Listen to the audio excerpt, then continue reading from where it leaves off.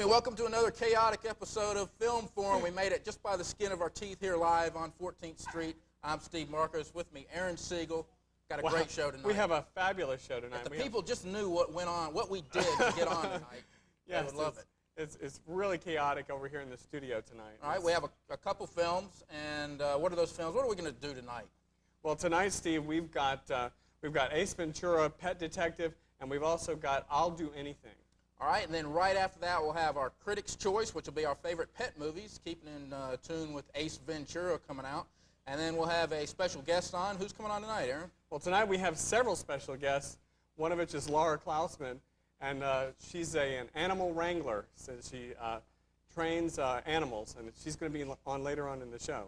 All right, then it's pets, pets, pets. But let's get started with Ace Ventura. Okay. Quiet in the gallery. Whoa, boy, live television.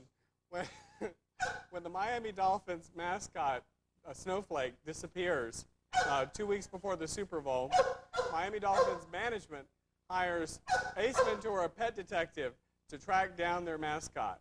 What we have here now is a scene from Ace Ventura, Pet Detective, starring Jim Carrey. Listen to those special effects, will you?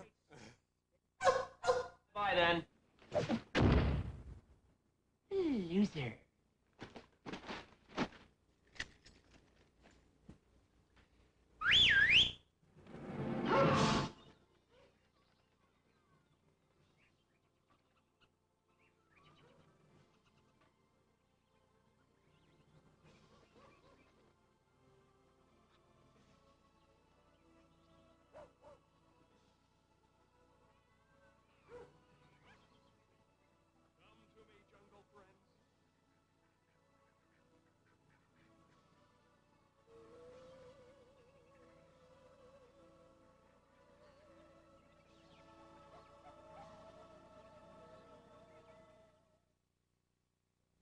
Okay, that's a scene from Ace Ventura, Pet Detective, which opened last Friday. Stars Jim Carrey of Living Color fame. Courtney Cox, you might remember her from the film with Jim Belushi that came out a couple of years ago, Mr. Destiny. I'd like to know her a little better, but I don't remember her. And Sean Young. Yeah, I didn't even recognize Sean Young halfway through that film. Hey, you know, I saw the ads to this film and the trailers and what you see in the theater. I thought to myself, this has got to be the stupidest film I've ever seen. I was even dreading going to it. But I tell you what, when I came out, I actually had to say to myself, this is actually a pretty decent film. It's stupid, but it's funny. But it's supposed to be stupid. That's the charm about this film. Yeah. Unfortunately, a good part, the funniest jokes are more crude and sex-oriented, so it's not a family film. It may look like a family film. There's plenty of cute animals, and girls will be oohing and ahhing in the theater. And there's a goofy character that makes it look like a family film, but it's not. It's a PG-13, and deservingly so. Exactly. Crude humor. I love it. Very crude humor. I love it. My impression of the film is Jim Carrey, the way his character is in this film. It's just very bizarre. I got the impression I was watching Bobcat Goldthwait, just the kind of attitude and the actions that he has in this film. Yeah, I thought he was the best thing of the film, to tell you the truth. I thought he created a completely adorable character. I fell in love with this guy, and he's a slapstick character. He's got the exaggerated hand movements, the exaggerated face, exaggerated way to talk. This is a Jim Carrey showcase. Yeah, fun because character. The last film that I remember Jim Carrey in, and I know there are other films that he's been in, but one of the last films that I remember him in was Once Bitten with Lauren Bacall. Yeah. I like this character so much, I started wondering if in real life you acted like Ace Ventura, do you think that we could meet like sex pots like Courtney Cox? I mean, Ace gets the girl. He's a fun guy. Well, so did Steve Martin and Dan Aykroyd in the old Czechoslovakian brother routine. Maybe next time when I go out, I'll try to act like him, see if I can pick up any chicks. Because he's like I said, girls like that. He's a charming character. He's never serious. He's probably serious for 1 minute in this film, and rest assured, when he does get serious, it's because he's setting up another joke. Okay, so what are you going to give this film? I'm going to go with, I think it's a stupid movie. I'm going to give it 3 stupid stars. Well, I'm giving it 3 stars. I'm not really classifying the education behind the stars. Yeah. I mean, you know, and people, I've heard some things about how the story's done, but to tell you the truth, you don't go to a movie like this to have your mind expanded. You go to laugh. He's a silly character. He needs a stupid, silly story. And like I said, it's a 3-star stupid movie. Check it out. Okay. Don't bring your under 13-year-olds, but everybody else should see it. Okay. Let's get on with our next film. 3 stars on that. Check it out. Anyway, our next film came out last Friday as well. It's called I'll Do Anything. Stars Nick Nolte, Albert Brooks, Jolie Richardson, Julia Kavner, and Whitney Wright. Now, Nick Nolte plays Mad Hobbs, an out-of-work actor whose luck is further complicated, bad luck is further complicated, I should say, when he gets total custody over his 6-year-old daughter, Jeannie, who's played by Augusta Georgia's own Whitney Wright. The film also focuses on a quirky little romance between the ultimate insensitive male movie producer Brooks Alder and Burke Alder, excuse me there, getting my names mixed up, and his relationship with a romantically inclined market research director, Nan. And if that's not enough, the film also takes us behind the scenes in the movie industry and shows us what it takes in developing and casting major Hollywood movies. Let's take a look at a scene from I'll Do Anything with Nick Nolte, Whitney Wright, and Julie Richardson. Hey! It felt great! Tell me. Great! Let him finish. God. I want to tell him. Well, if you wait 1 minute, I'll let you. Anyway, the girl I did it with, by the way, she's really good. And the director, the crew, we all felt we knew.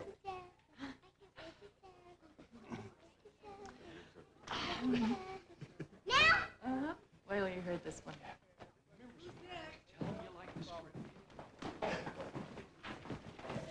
Just be yourself, honey. But remember to smile. Some lady asked me to go in a room and make believe and say stuff like we were playing a game, and everybody went, yeah, and they said they wanted me to be on television and give me money and have a teacher there and a person to braid my hair and color my face and give clothes. They said that they want you on television? Yeah. Come here. Just sit right here for 1 second, okay? And give me money and have a teacher there. Excuse me. She auditioned for a TV show? Yeah. Come here. Give me money and have a teacher there and a person to braid my hair and color my face. All right, that's a scene from I'll Do Anything, which came out last Friday. Did you get any kind of see a little shades of broadcast news in this film? A little bit, but I really appreciated the Albert Brooks character. It's so insensitive. It's so different from him. I was halfway expecting him to be the same old kind of character of like, let's get to the heart of this and let's examine this deeply. But instead, he's just totally one-dimensional.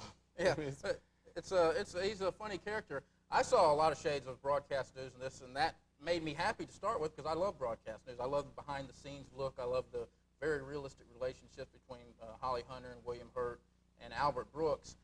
However, in this film, I think the characters fall short of broadcast news, but I did enjoy the behind-the-scenes look at how you go about auditioning for films and how movies are cast and how movies are developed. I thought all that was pretty neat. The characters themselves, I think, fell short. All of this comes from James Brooks. Yeah.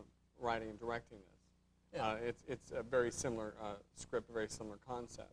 Well, I'll tell you why I didn't like the characters and what I didn't like about it. Broadcast news, we knew who the movie was about. It was about Holly Hunter, William Hurt, Albert Brooks. This film is very vague about who the movie's about. Yeah, exactly, because you keep going back and forth. You think it's about Nick Nolte and his relationship with his daughter, but it's not. Yeah, halfway through the film, that's what I thought. You see the ads and the press releases. Halfway through It's the not, film, I'll do anything for my daughter. It's, I'll do anything for a job. And I halfway through the film, I'm starting to realize that a couple of these other relationships may be just as important.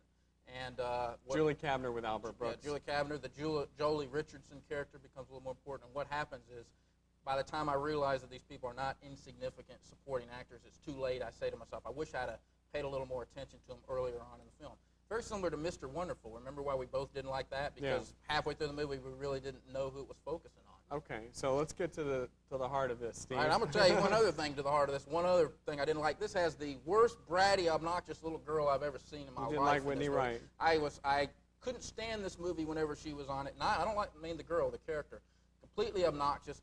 I know there's no reason for child abuse, but if there ever was, I mean, she would be it. I mean, the character, but not the character. Actress. Yeah, the actress was real good. I didn't like Dennis the Menace for the same reason. Okay. I don't like going to a movie to be irritated for 2 hours. How many stars are you going to give Hold this on a one, second Steve? here. I don't. Steve. This girl is 10 times worse than Dennis the Menace. Okay, you made your point.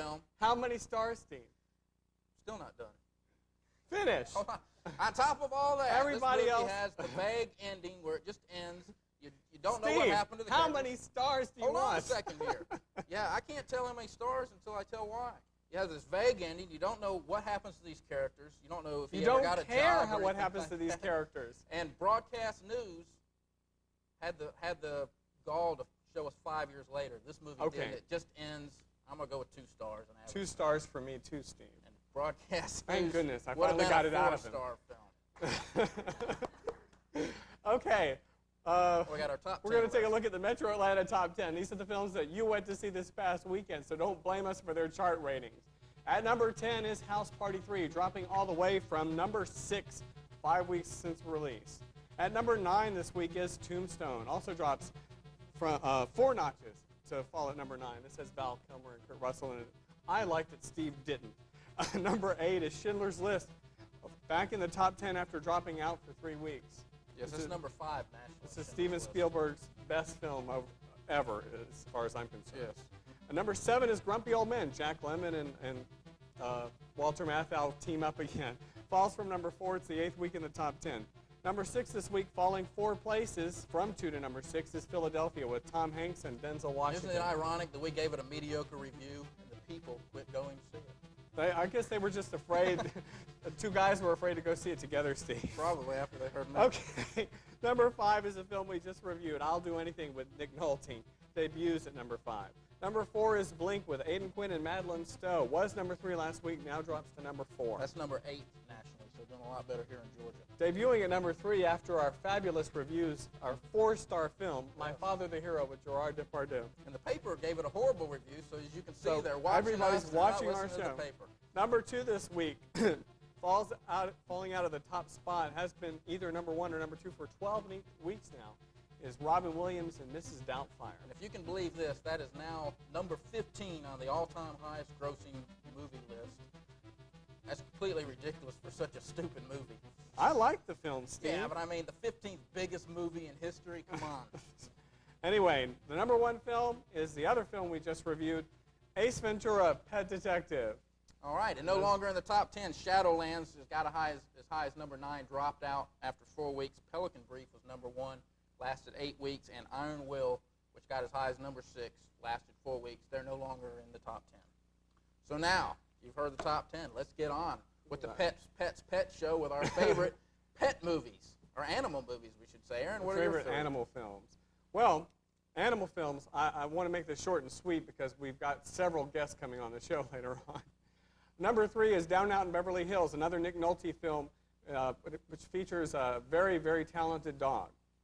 It's enough said. Number 2, Shaggy Dog. Will B. Daniels picks up a ring that is an Italian Borgia ring that he finds an inscription inside and begins to chant the inscription and turns into a shaggy dog. Details follow. My number 1 film came out in 1991 with Charles Grodin, Beethoven, story of the St. Bernard with the awful, hazardous lifestyle. Yes, and there's Beethoven, too. Did you see that as well? Yes. Any good? It's just as good as the first one. All righty.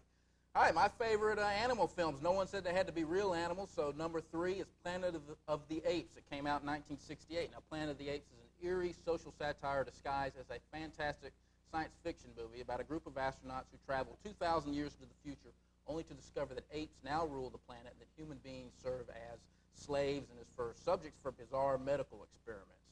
This film was co-scripted by Rod Serling of the Twilight Zone fame, and it was based on the book Monkey Planet by Pierre Boulle. Planet of the Apes was so popular, it had 4 sequels and spawned 2 television series. It received an Oscar nomination for Best Musical Score, Best Costumes, and was given an honorary Oscar for Best Makeup because makeup was not a competitive category in the Academy Awards until 1981. My second favorite movie, Steven Spielberg's Jurassic Park, what came out last week. It is the highest grossing film of all time. Scientists have mastered the technology behind the cloning of dinosaurs, and they're prepared to open up a theme park to give visitors a close-up look at the beast. However, the insurance company must first see if it's a safe park, and they bring in a team of renowned paleontologists to give it the okay. A tour is arranged, but unfortunately things don't go quite as smooth as planned as the dinosaurs escape from their holding cages and go on a rampage. This is still showing in a handful of theaters in Atlanta. Do yourself a favor if you haven't seen it already. Don't wait for video. Check it out at the theater because it deserves to be seen on the big screen. Special effects are tremendous, and the impact will be lost on your little TV. And my favorite film, animal film of all time, another Steven Spielberg movie. This is his breakthrough film, Jaws, which is based on Peter Benchley's novel about a great white shark who terrorizes the people of Amity Island. Jaws came out in 1975 and quickly became the highest grossing film of all time. It was the first movie in history to take in over $100 million. It received a Best Picture nomination, mainly for the wonderful second half in which the heroes travel out to the ocean to take on the shark on its own turf.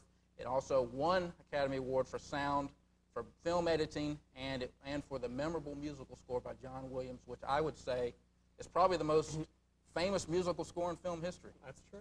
Would you agree? I would agree. And put him on the map. He went on to do Close Encounters, Star Wars, John Williams Superman. was originally involved with Irwin Allen with Lost in Space, a TV series, except at that time he was known as Johnny Williams. Was he? So he's been real familiar with television themes. And he's since won quite a few Oscars besides this one. I think he won for Star Wars as well. All right, let's take a look at our home video releases and pay-per-views. All right, coming out on home video this week. Oh, what do we have up there, Aaron? You got the good eyes? I've got the good eyes here. We've got In the Line of Fire. We've also got Meteor Man. We have The Real McCoy.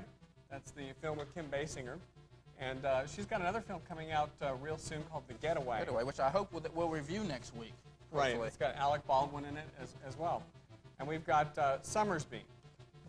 Is that Summersby? Yeah, Summersby. That was with Richard Gere and Jodie Foster. An all-right movie. What was that first one that you listed up there? In the Line of Fire. That's got Clint Eastwood in it. I thought that was a standard thriller, nothing exceptional. Yeah, it was okay. I heard that Bill Clinton liked it. Yeah. So, all right, this is a pay-per-view. What do we got here? okay, coming out on pay-per-view, Robin Hood Men in Tights, Mel Brooks' parody of the famous Robin Hood, Prince of Thieves. And we've also got Sharon Stone in Sliver. Yeah, all right. And we've also got Dave, the film with Kevin Kline and Sigourney Weaver. We both like that one. And we've got Hocus Pocus, which I thought was a real dog. Yeah, I saw it the other day on video, and I thought it was all right. I wouldn't want to see it again. Standard Exactly. kid fare. I don't even consider it kid fare, Steve. I didn't like Hocus Pocus. All right, well, don't That's check coming it out out. on pay-per-view. Check channel 49 for details. Each week on Film Forum, we have a special guest. This week is certainly not no different. We have Laura Klauseman and a variety of friends with her. What we'd like to do now is welcome Laura to the show. Laura? Who we got up here? Well, we have an American Pit Bull Terrier, and we have a Golden Retriever, and then we have a Mixed Terrier. We're not sure yet. We'll have to see when she grows up. And who's So this this other is one? This Celia. is Celia. This is my Celia, my assistant. She's done a lot of jobs for me as well. So. All right. And I was going to ask, all right, you can go and take your dogs to get trained. I've had my dogs trained before at animal schools. They teach them obedience and stuff like that. Is there a difference between that type of training and what you do for film training? Not necessarily. I think all dogs, as far as even the animal acting dogs go, need to have a basic obedience so that they know what stay means and down and all the basic commands. And then you work from there. But tricks are a different story. Or for tricks? So tricks, do they learn on the job? Someone gives you a script and you find out what you got to do, and then you've got to teach the dogs? Is that how it Right. A couple ways to do it. A lot of times I just teach a dog a lot of tricks so that she knows a lot of tricks because I know what they'll ask for a lot of times. But when you get there, of course, a lot of things change. And it's not what they wanted you to do. They want you to do something different. Can the dog do this or that, or go over here, or move over there, or look this way? How many different films I believe Pebbles is the star here? Pebbles, well, Lizzie's also a star. Pebbles has done Living Large. She had a good scene in that, couple good scenes in that. The movie California, of course, Right, which which was filmed here as well. was filmed here in Atlanta. And Lizzie has done a lot of print ads, as well as just yesterday we did a DuPont ad. Any Alpo commercials? We did some Jim Dandy ones a long time ago. So let's say somebody wants to get their dog or cat or animal pet involved in film. What would they go about doing? Did you go to school, a special school, to learn how to train your animals to work with film crews? Not really. I went to the school of my mother, basically, who really? taught me to train dogs since I was about 5 years old. And then from there, our Golden Retrievers were used in a variety of print ads and Ponderosa commercials. And then from there, I was interested with a friend named Brian Hudson with the Animal Agency, And she had her dog, who's the regular on In the Heat of the Night, under contract with Carol O'Connor's dog on the show. So she got me a role with Pebbles on that show, and that just started me in it. You ever train any other animals besides dogs? Yes, we do work with horses, rats, basically whatever they call for. What's you the know. hardest? Horse? What's the hardest? Actually, cats. Cats are real finicky. They do Cats what have they their want. minds of their own. Right? Exactly. All right. And we got a clip here. We're going to take a look at it. Tell us what this clip is about here. This is a clip of Sherman, one of our golden retrievers, on In the Heat of the Night.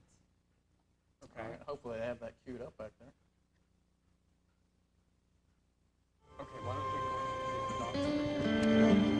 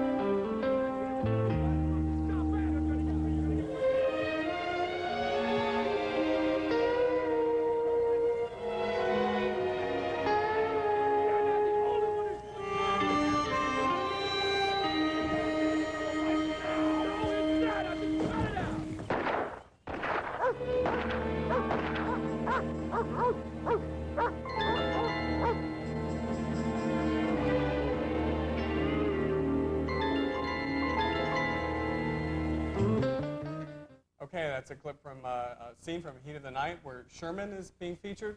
And what we got now is Laura's going to do a little demonstration with Pebbles. And so if we can go ahead and answer that.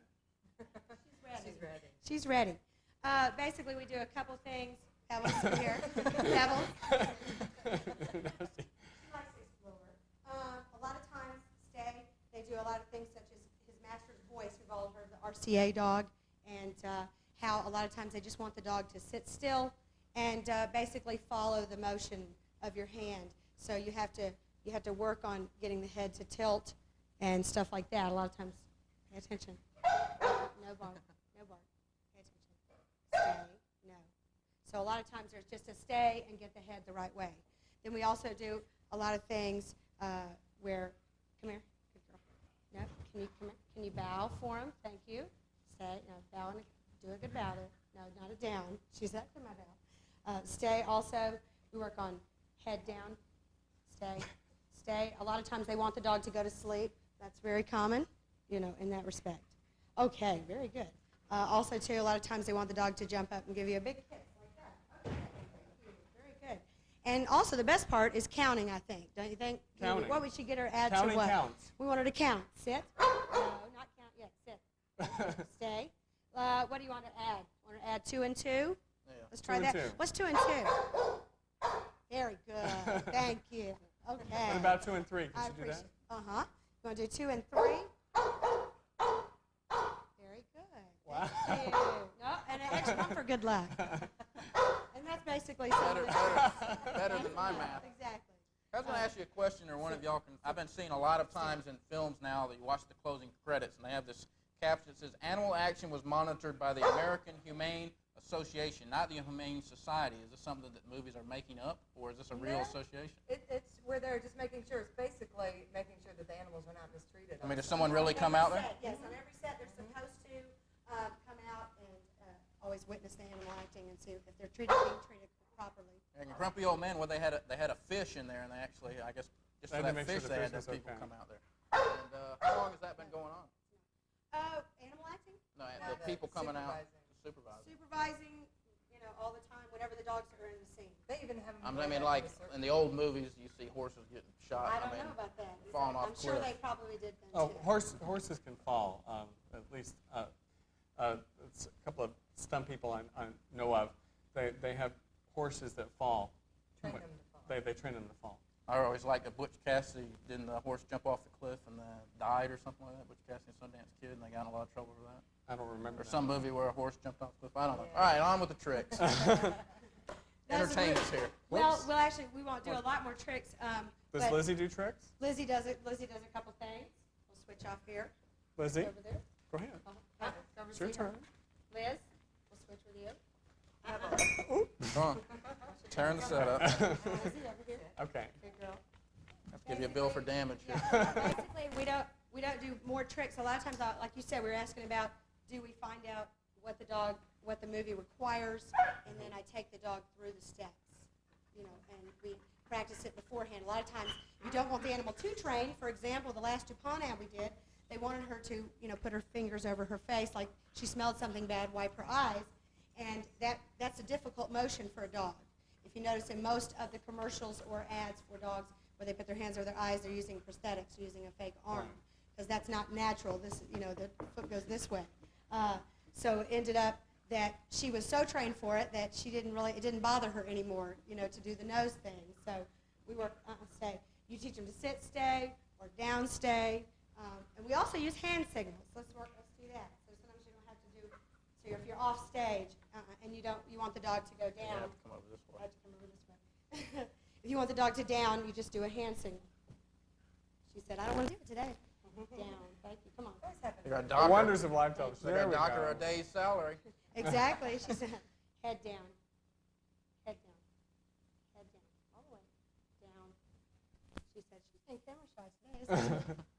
But like Come I said, on, Lizzie, you can do it she for doesn't- us. For a cookie, she will. What do you think? Probably. Good For idea. treat, I also use treats. People always ask about that. Head down. Thank you. All the way. Thank you. Stay. Stay. Don't move. And the hard part about this is the dog doesn't need to move because a lot of times it requires multiple shots, and the dog needs to stay there.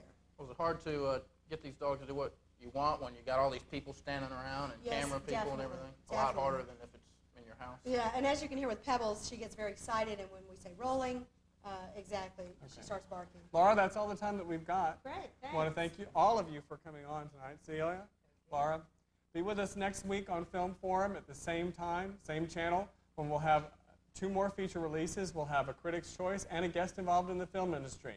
See you next Tuesday.